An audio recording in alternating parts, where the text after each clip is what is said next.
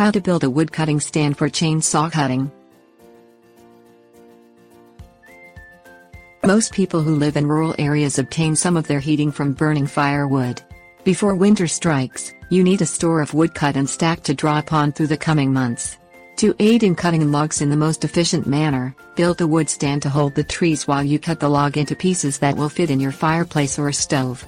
Make the stand portable and quick to set up and take down. Things you'll need: 6 pieces of 1/2 inch to 3/4 inch plywood, 20 inches square. Circular saw with wood cutting blade. Drill with 5/8 inch drill bit. 2 4.5 foot pieces of 1/2 inch threaded steel rod, 1/2 inch 13 thread. 8.5 inch lock washers. 8 nuts, 1/2 inch 13. 4-foot PVC pipe. Cut each of the pieces of plywood along one of the edges to form a V using a circular saw. The V should be at least 8 inches across at the top. Measure halfway down the 2 adjacent edges and drill a 5/8 inch hole 2 inches in from the edge. The steel rods will pass through these holes. Pass 1/2 inch 13 steel rods through the hole in the first piece of wood. You should have approximately 2 inches of rod extending from one side of the wood and the rest of the rod on the other.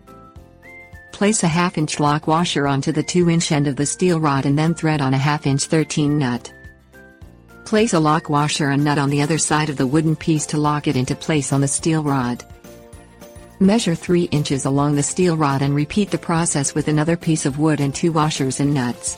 Perform this step one more time. You will now have a stand that has 3 supports spaced 3 inches apart. Measure 6 inches further along the steel rod and place another piece of wood with its locking washers and nuts. Measure 3 inches further and place another support.